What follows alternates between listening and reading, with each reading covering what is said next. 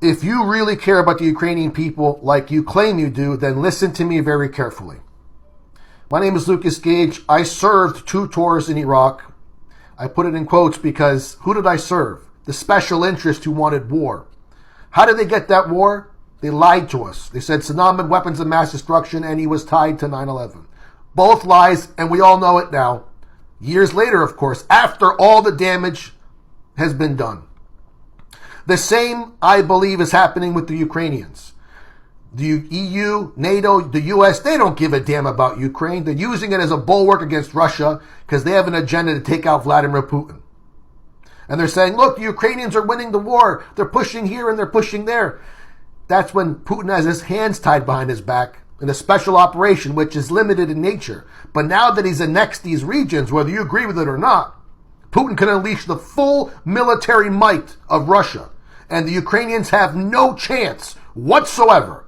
And that's the lie the media is telling you, that they do have a chance. They don't. In fact, the only way Ukraine has a chance against Russia is if they drag us all into the war with them. And you know what that means? World War III.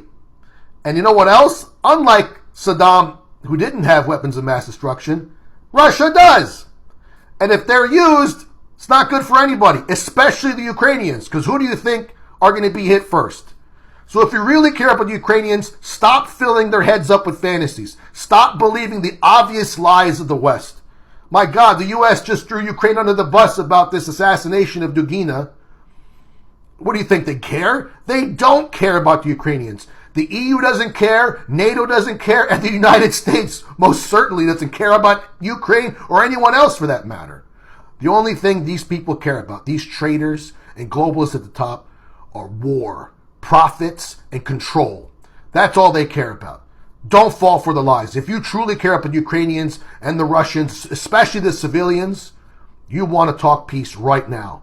Let's push for peace, not for war.